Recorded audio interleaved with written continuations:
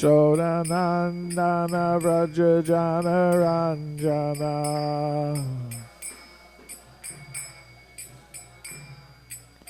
Yamuna Tira Vanachari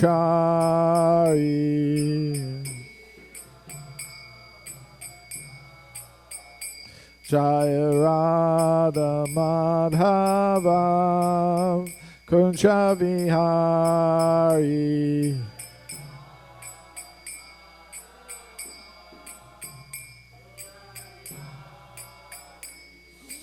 Gopi Jana Vallabha Girivardhari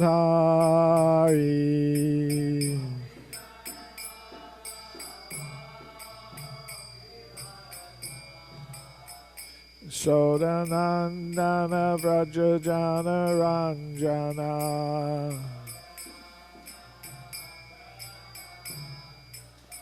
Yamuna Tira Vanachari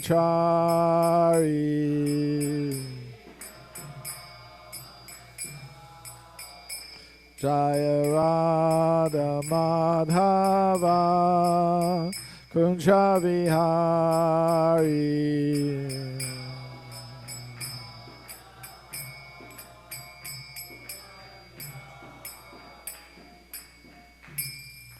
Jayam Vishnupad Paramahamsa Parvajakacharya Astar Sata Shri Shri Mata's Divine Grace A.C. Bhaktivedanta Swami Prabhupada Ki Jai Ananta Koti Vaishnav Vrinda Ki Jai ISKCON Founder Acharya Srila Prabhupada Ki Jai Grantharaj Srimad Bhagavatam Ki Jai Gaur Premananda.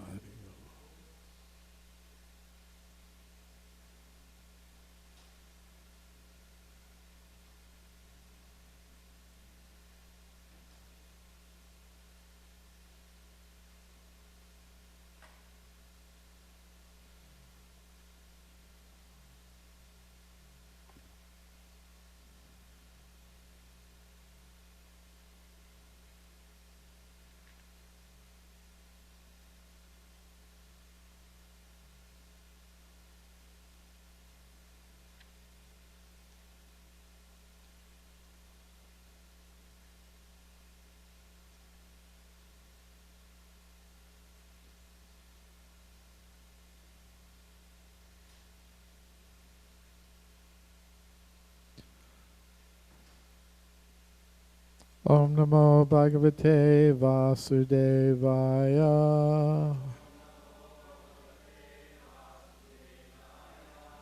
Om Namo Bhagavate Vasudevaya.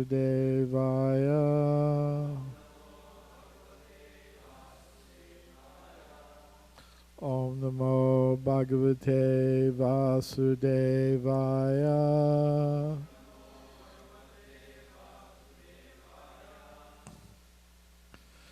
Srimad Bhagavatam, Canto 9, Chapter 16. Lord Parasuram destroys the ruling class. We're going to start with text 29, and we may go all the way to the end of the chapter. So, text 29.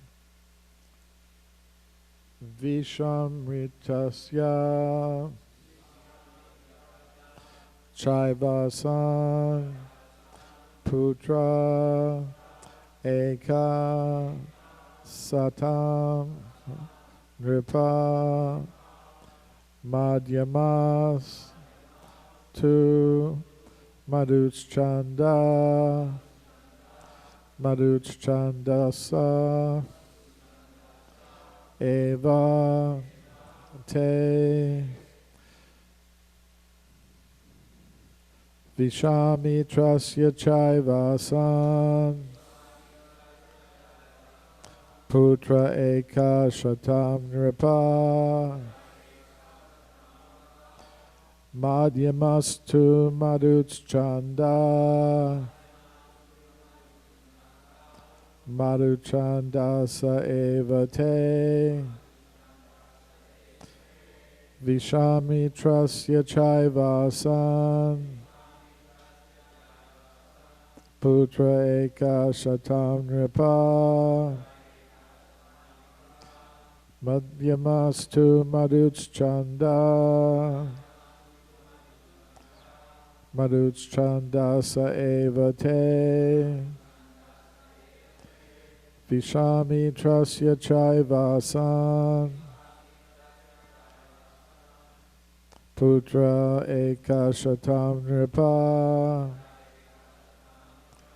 madhyamastu maduchchanda maduchandasa eva te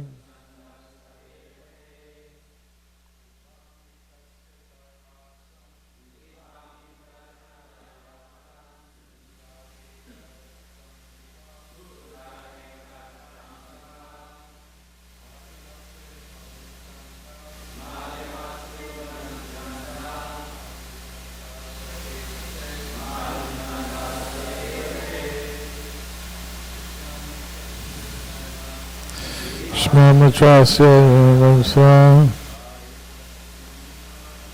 Bharikashatam Rupa Madhyamastu Madhuchanda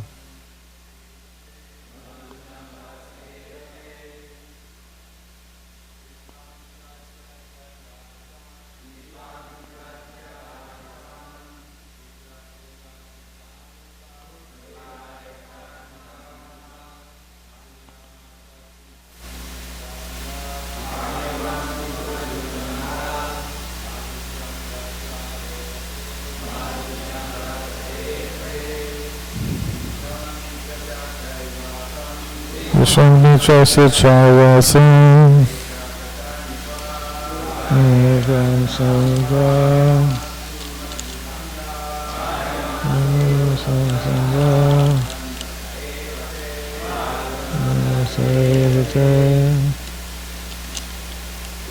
Vaishnavis Vishamitrasya Chaivasan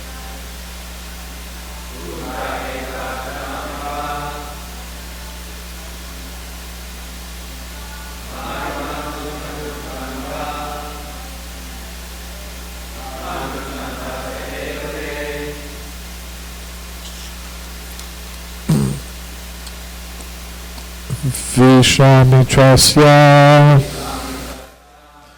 of Vishvamrita. Cha also. Eva indeed. Asam there were. Putraha sons. Eka shatam 101. Nripa, O King Parikshit. Madhyamaha, the middle one. Two, indeed. Madhuchandaha, known as Madhuchanda. Madhuchandasaha, named the Madhuchandas. Eva, indeed. Te, all of them. Translation and purport by His Divine Grace, A.C. Bhaktivedanta Swami Prabhupada. Translation. O King Parikshit, Vishvamritra had 101 sons, of whom the middle one was known as Madhuchanda. In relation to him, all the other sons were celebrated as the Madhuchandas. Please repeat. O King Parikshit, Vishvamritra had 101 sons, of whom the middle one was known as Madhuchanda. In relation to him, all the other sons were celebrated as the Madhuchandas. Purport. In this connection, Srila Vishwanath Chakravarti Thakur quotes this statement from the Vedas. Tasyaha vitramasyaika shatam putra asu panchashat eva jayam sho madhuchandasa panchashat kaniyamam sham. Quote, Vishwamitra had 101 sons. 50 were older than Madhuchanda and 50 younger. End quote. Text 30. Putram kritva shunachepam devavratam cha devaratam cha bhargavam ajigartam sutan aha jeshta esha prakalpyatam. Translation.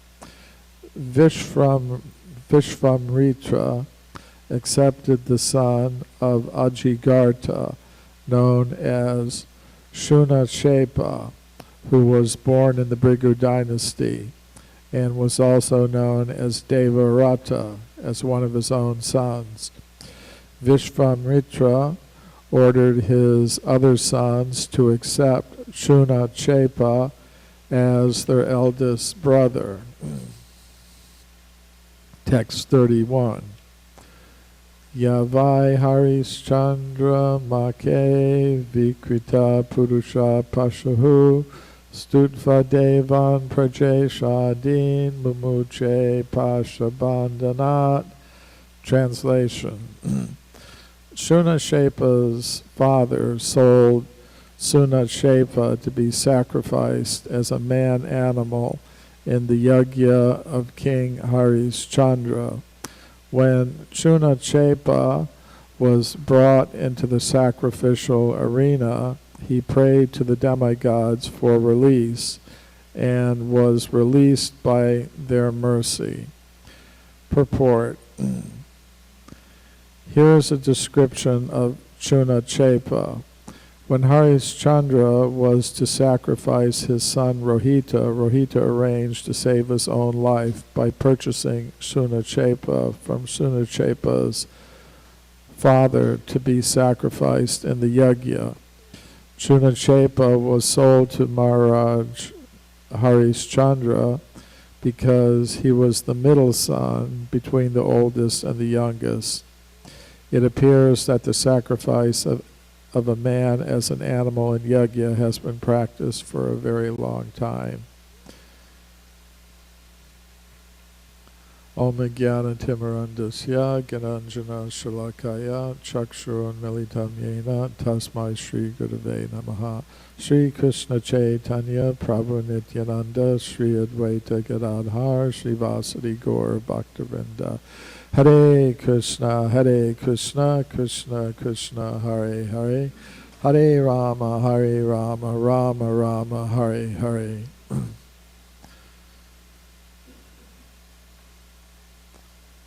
So, this purport is referring to events that are described earlier in this canto.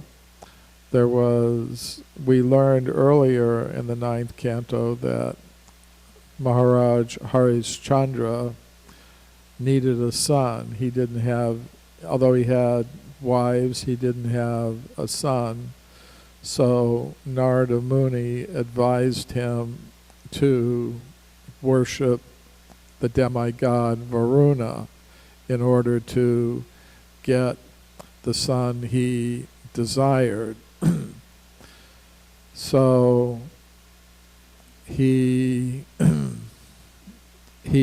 went to Varuna and to offer what he thought would be an inducement for Varuna to give him this son. He said, and if you give me this son, I will sacrifice him to you.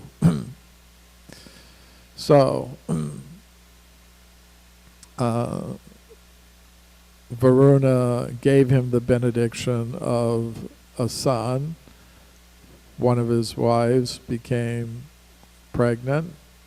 So Varuna waited patiently until the child was born. And then he went to Harishchandra and said, okay, you promised to sacrifice the child to me. Let's do it.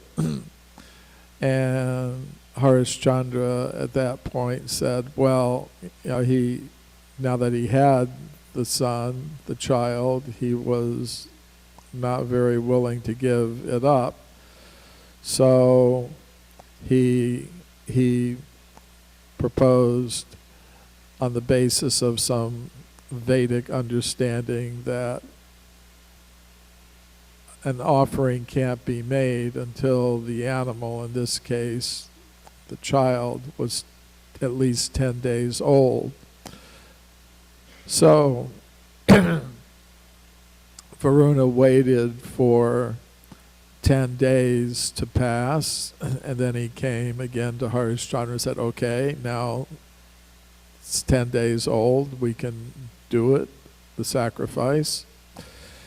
And at that point, Harishchandra said, well, no, it's more proper to wait until the animal, in this case the child, has teeth, till the teeth come in.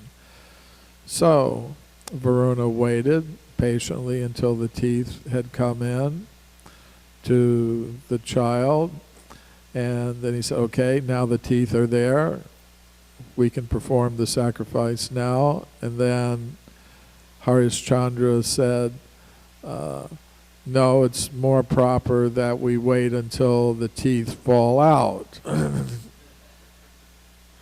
So he waited very, very patiently, and finally, the teeth fell out.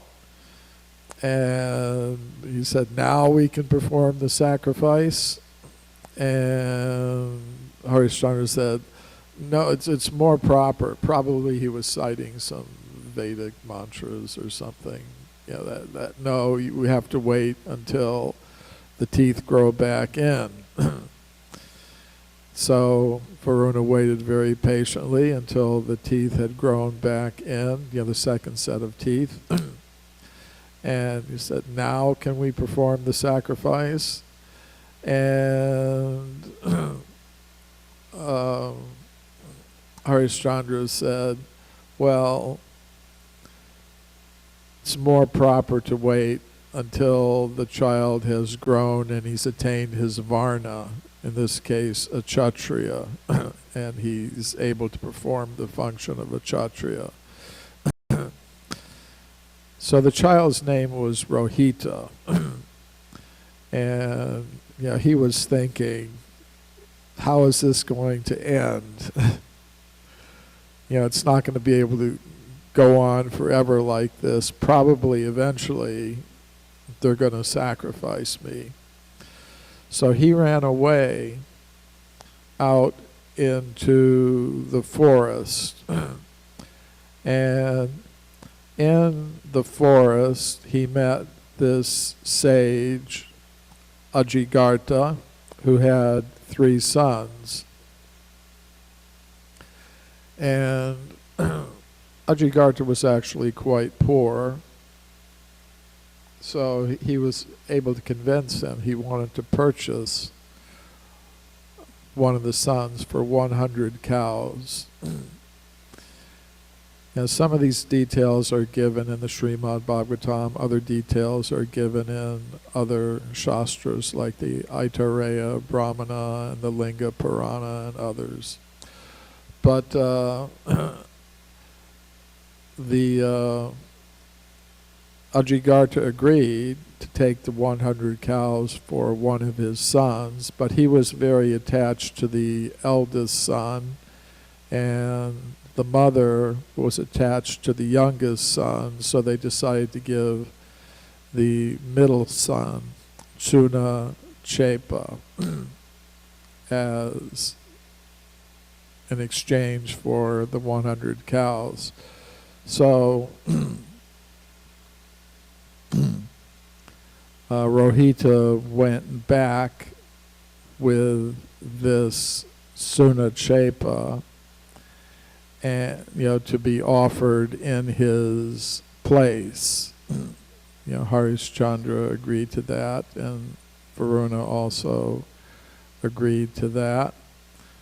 But at the last moment, as described in the purport here, Chunachepa prayed to the demigods, and they agreed to spare his life. So in the end, nobody was sacrificed. And I did a little research. There is in the Yajur Veda a sacrifice called Purusha Meda. There's some sacrifice in which a human is offered, but it's kind of like what we hear about the animal sacrifices in the Vedas when they were properly performed during the proper yuga when they were supposed to be performed. They were, although the animal was sacrificed, it was given a new body immediately so that there wasn't really any damage to the animal that was being sacrificed. They immediately, by the power of the brahmanas, were given new bodies. So, in terms of this Purusha Meda, it's stated in the Shatapatha Brahmana that it was a fire sacrifice, and that as soon as the fire was lit and brought up to the sacrifice, the person would be released. Wouldn't be. But apparently, just like sometimes these animal sacrifices were misunderstood, and animals were really killed just for the sake of getting meat and things like that. The people were misusing the sacrifices, and that's according to Srila Prabhupada, one of the reasons why Lord Buddha incarnated, to stop those sacrifices that were being misused to kill animals for the sake of eating their flesh. So in some cases we can see that these human sacrifices were misused. Just like we see in the 5th canto, the story of Jud Bharat. Of course, in his previous life, he was Maharaj Bharata, and he had been engaged in meditation, but he was distracted by a deer and began thinking and becoming attached to this young deer. And because of that, he had to take a birth as a deer, and then in the next birth as Jud Bharata, who was born in a Brahmin family, but behaved as if he were deaf and dumb and unintelligent.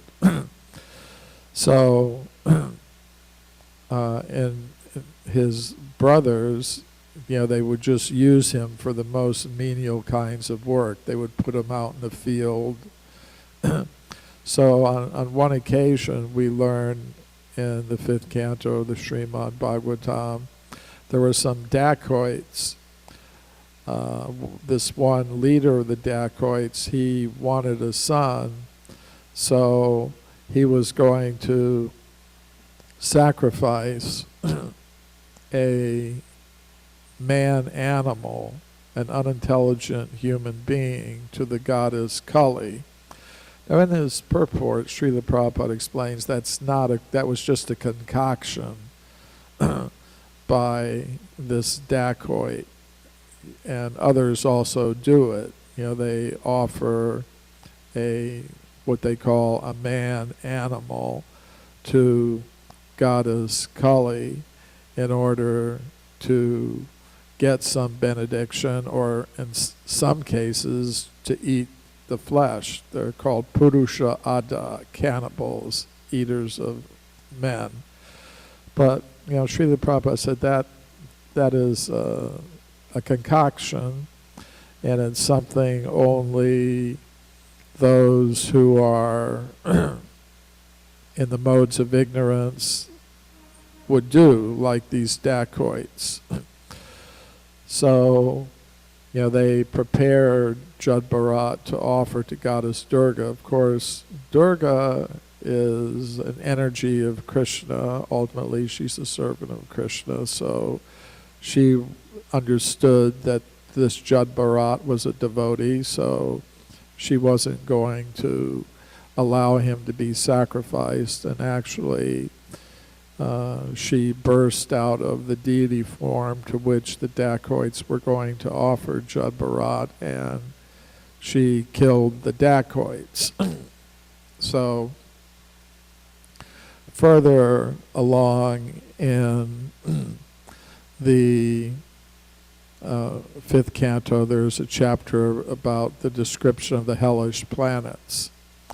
And one of the verses mentions that those who engage in this Purusha Medha, this human sacrifice kind of activity, they will be sent to a hellish planet where they will be attacked by Rakshasas who will cut them and drink their blood.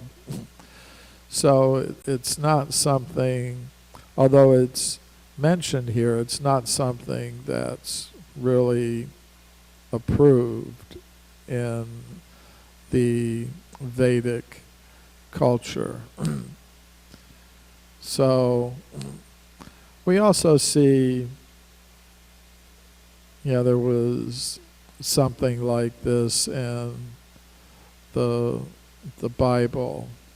Abraham was tested by God, asked him to sacrifice his son, so he was willing to do it. But at the moment he was going to do it, an angel came and stopped him, and he was informed he was just being tested. So this Shuna Chepa was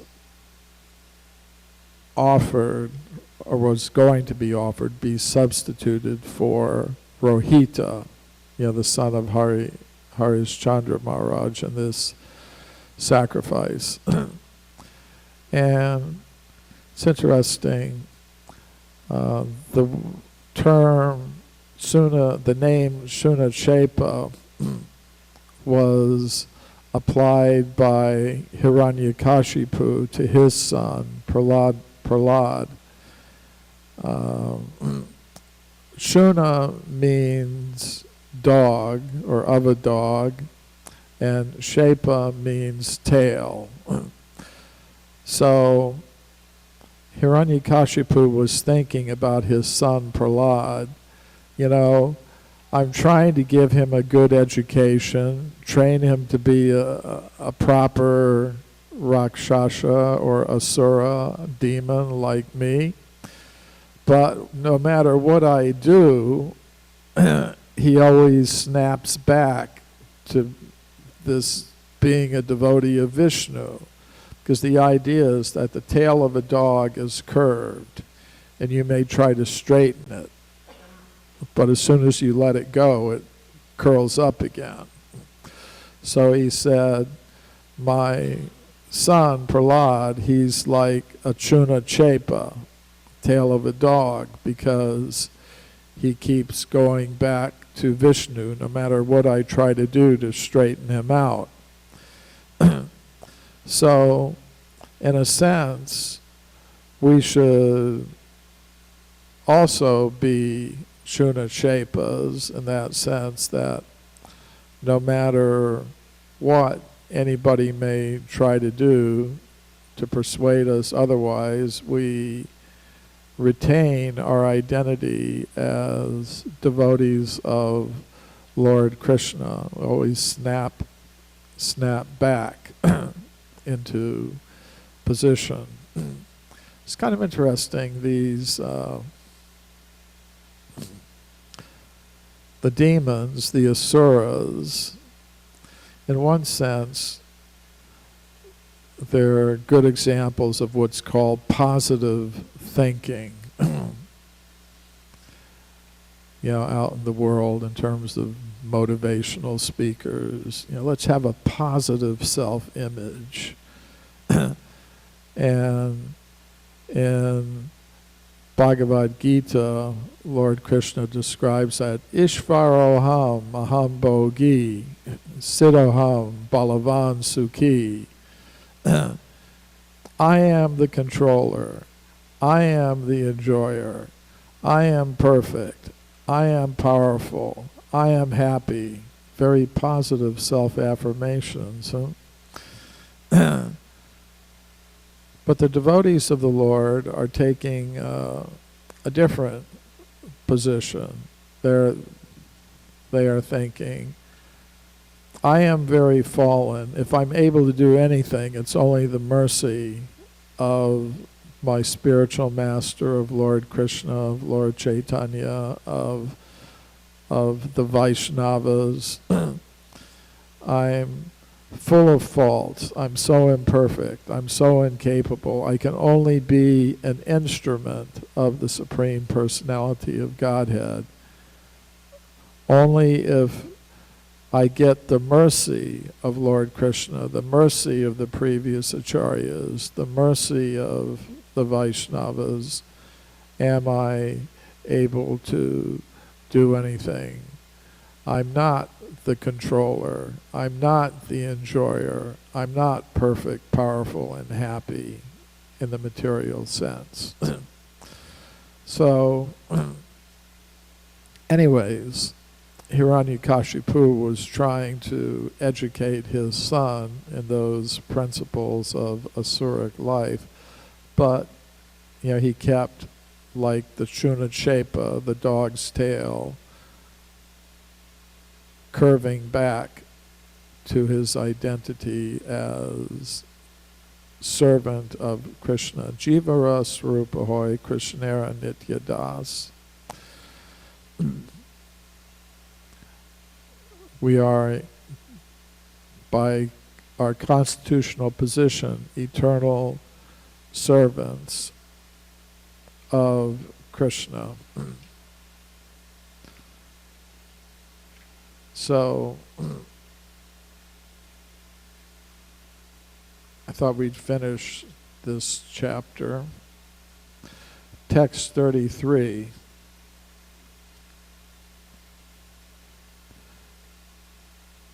Ye madhuchandaso jestaha kushalam menare natat ashapatan muni krudho mlecha bhavata durjanaha.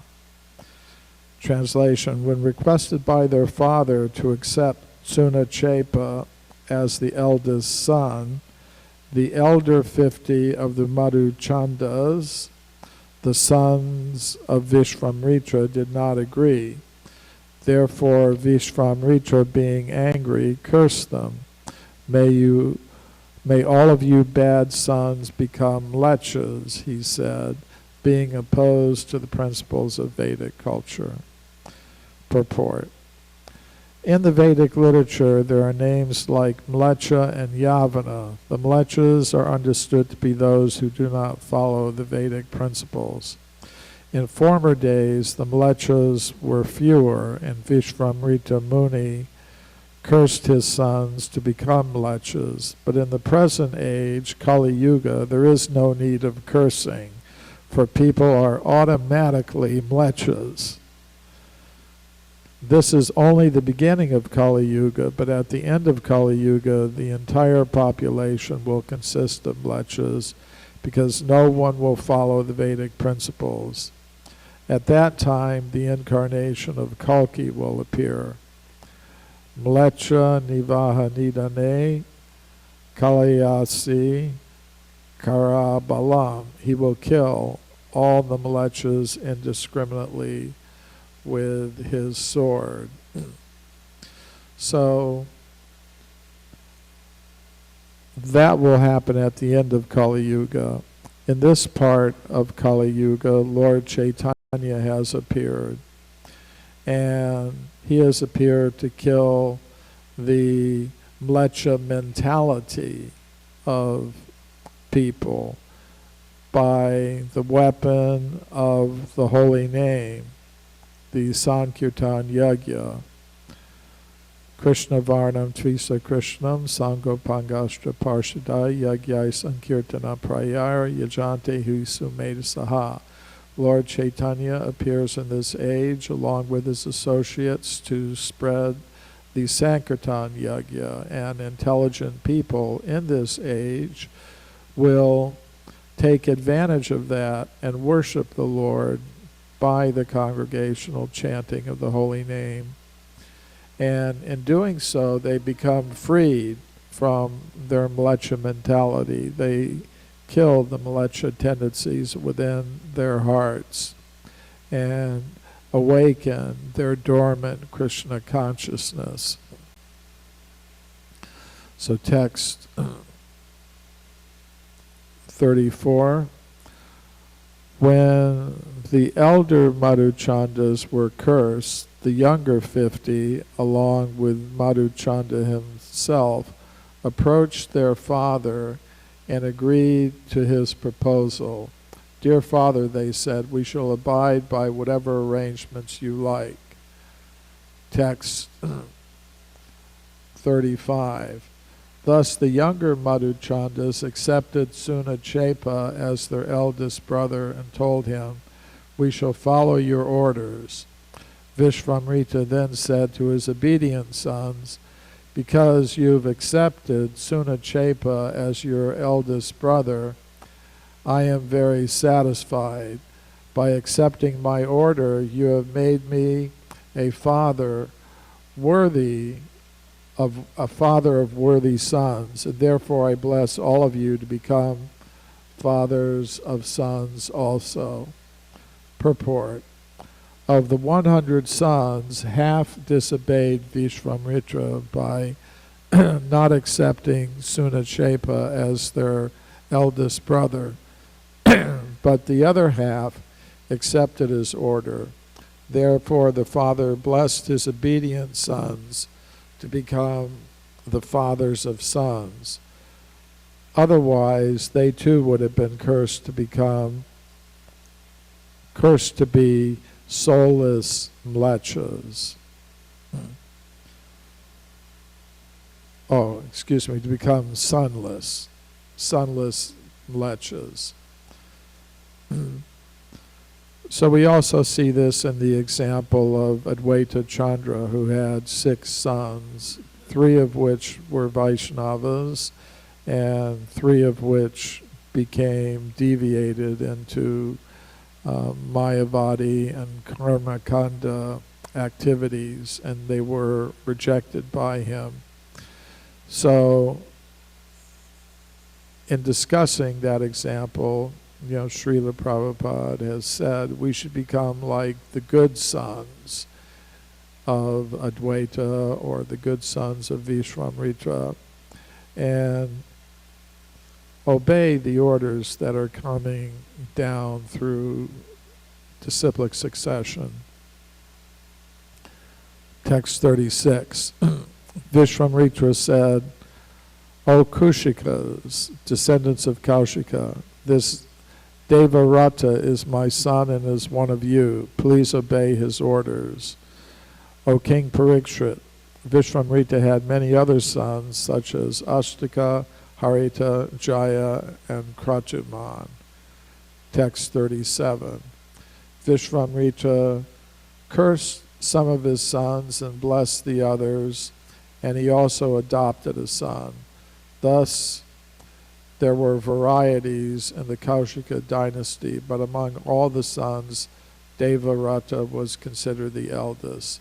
Thus end the Bhaktivedanta purports in the 9th canto, 16th chapter of Srimad Bhagavatam, entitled Lord Parasuram Destroys the World's Ruling Class. Any question or comment? Srila Prabhupada ki jai, Srimad Bhagavatam ki jai.